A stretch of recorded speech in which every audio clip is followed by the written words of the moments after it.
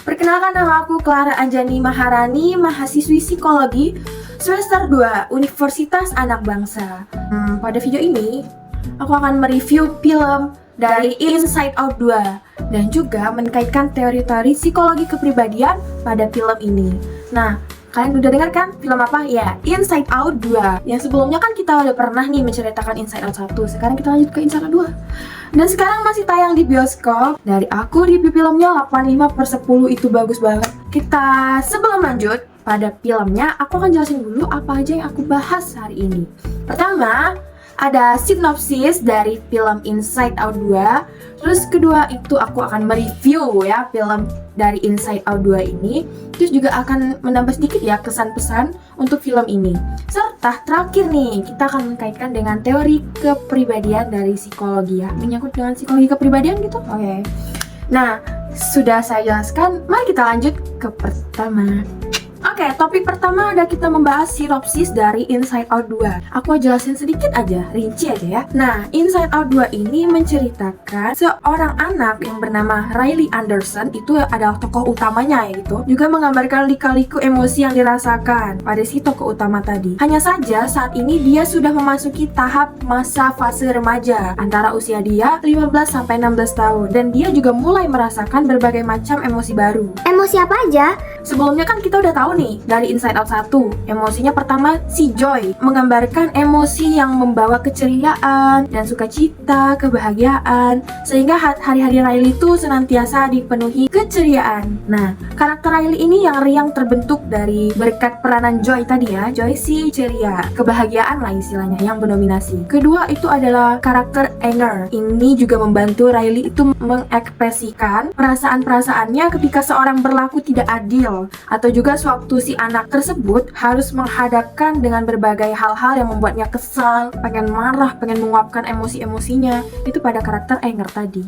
Lalu yang ketiga itu adalah karakter Sadness. Nah, yang selalu membawa dia sedih dan murung. Di film Inside Out juga, Joy ini berusaha mati-matian untuk menjauhkan Sadness dari pusat kendali emosi Riley supaya si anak ini tidak merasakan kesedihan gitu. Keempat itu adalah Disgust. Nah, ini tuh karakter berwarna hijau dan mengatur selera Riley terhadap segala sesuatu. Atau kita bisa mendeskripsikan karakter ini tuh seorang yang penjijik gitu. Yang keempat itu adalah Fear, dimana karakter berwarna ungu yang menjaga Riley dari berbagai momen membahayakan dalam hidupnya. Berkat adanya Fear ini, Riley jadi lebih berhati-hati dalam mengambil keputusan. Kita menemukan karakter baru atau emosi baru dari Inside Out 2. Pertama adalah Anxiety. Ya, itu tokoh utama karakter emosi pada Inside Out 2 ini. Anxiety ini merupakan karakter yang muncul sebagai akibat dari adanya distraksi yang mengganggu markas besar emosi. Ia ini membawa kepanikan yang nyaris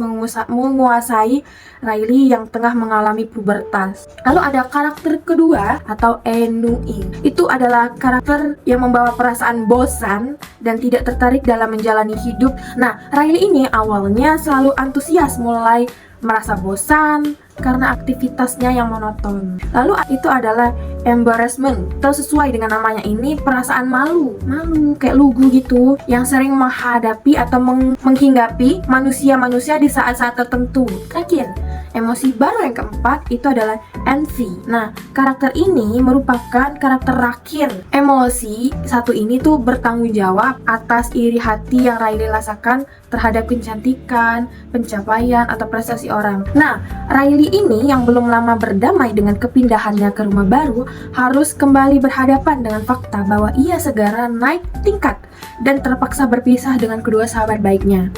Di waktu yang bersamaan, Riley juga sangat ingin bergabung dengan tim hoki kegemarannya. Hoki itu olahraga ya, kayak sejenis bola gitu. Dan untuk bisa masuk ke sana, ia harus menghabiskan banyak waktu dengan anak-anak populer yang sudah lebih dahulu menjadi anggota.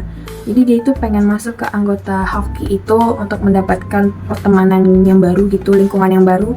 Nah, tak hanya itu, sebagai remaja pada umumnya, Riley juga sudah mengalami perubahan fisik, terus juga perubahan psikologis yang membuatnya merasa tidak nyaman dengan dirinya sendiri. Jadi udah ada perasaan insecurity ya, kayak insecure gitu terhadap dirinya sendiri dengan orang lain, karena kan dia sudah memasuki fase remaja ya.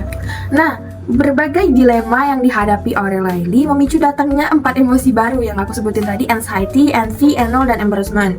Juga kedatangan 4 emosi ini jelas mengejutkan pendahulunya, yaitu joy, sadness, anger, disgust, atau fear. Anxiety ini berusaha mengendalikan segala keputusan yang diambil oleh Riley sehingga dirinya dilingkupi oleh emosi negatif. Nah, Riley ini juga sering menunjukkan berbagai perubahan gitu ya, yang sering mengkhawatirkan oleh sang ibu, yang dimana mulai kehilangan antusiasisme Riley ini ketika menceritakan tentang hari-harinya, atau sampai keengganan si anak ini, si Riley ini, untuk packing sebelum acara penting yang dinantikannya. Kelima emosi terdahulu, terutama joy, kebahagiaan itu, berusaha untuk mengembalikan kegembiraan dari jati diri Riley secepat mungkin.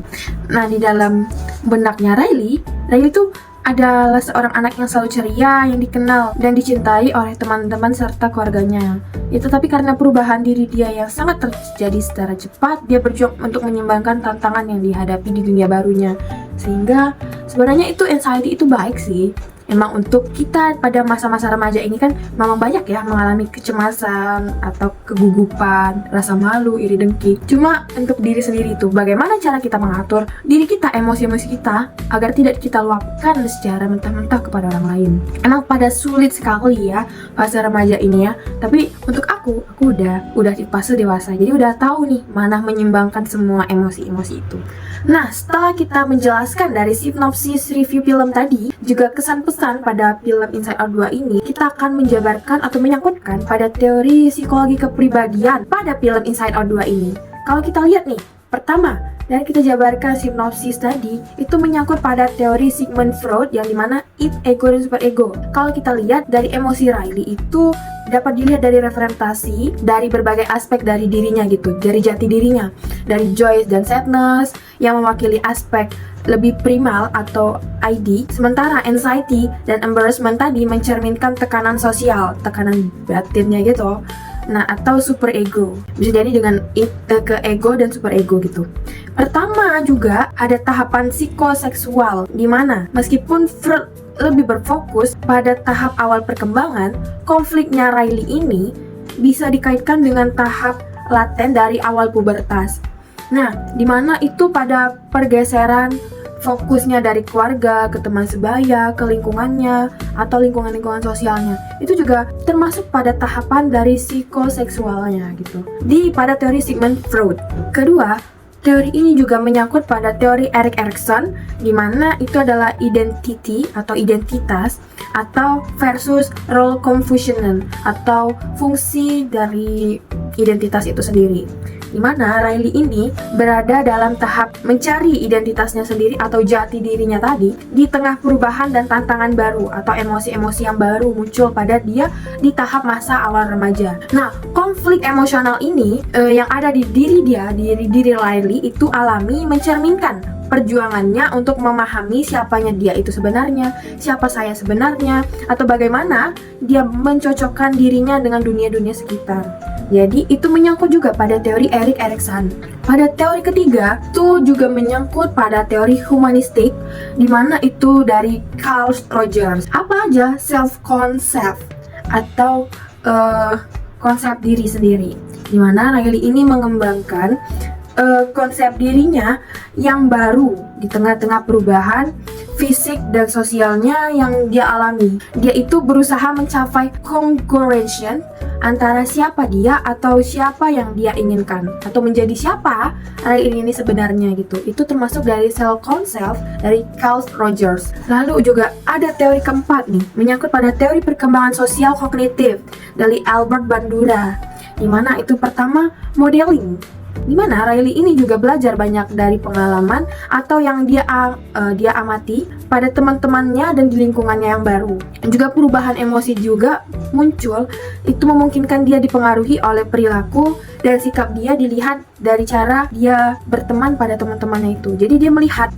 pengamatan-pengamatan atau sikap-sikap teman-temannya di lingkungannya yang baru gitu. Jadi perubahan pada teman lama ke teman baru sangat berbeda. Jadi dia menyesuaikan diri dia pada lingkungan tersebut, di mana itu menyangkut perkembangan sosial kognitif dia. Itu dari Albert Bandura. Lalu juga ada self efficacy, yang dimana itu menyangkut kepercayaan diri dia sebagai seorang yang baru menghadapi tantangan yang luar biasa dia baru terjadi pada masa remaja, seperti bergabung pada tim Rocky, juga pada sangat dipengaruhi oleh bagaimana dia mengelola emosinya dan persepsinya tentang kemampuannya sendiri. Jadi itu juga termasuk self-efficacy pada Albert Bandura.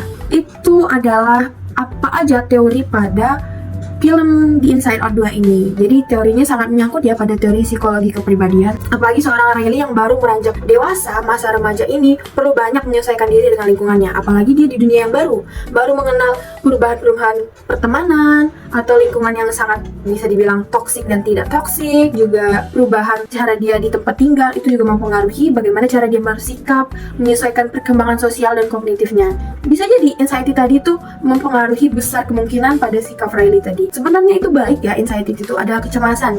Jadi dia jangan terlalu kepedean gitu pada dirinya sendiri untuk bergabung ke orang yang baru. Bisa jadi itu adalah kemunafikan untuk secara berteman, kita nggak tahu ya kalau di dunia baru.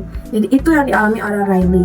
Oke, terima kasih sudah mendengarkan pada video hari ini tentang perjalanan sinopsis, kesan pesan, pembelajaran, dan teori kepribadian pada Inside Out 2. Itu memang rekomendasi banget untuk kita, apalagi masa-masa remaja yang sangat rentan banget ya mengalami turun naik emosi ya. Untuk mereka kita perlu banyak pengawasan sih, karena emosi-emosi yang muncul itu masih sangat trigger, masih sangat dilihat kekurangan kelebihannya, jadi belum terfokus pada diri sendiri, belum bersyukur ya apa yang ada di diri kita sendiri. Jadi masih keegoisan itu muncul lebih tinggi daripada yang sudah memasuki fase remaja. Jadi begitu guys pada hari ini. Terima kasih yang sudah menonton dan see you, bye bye.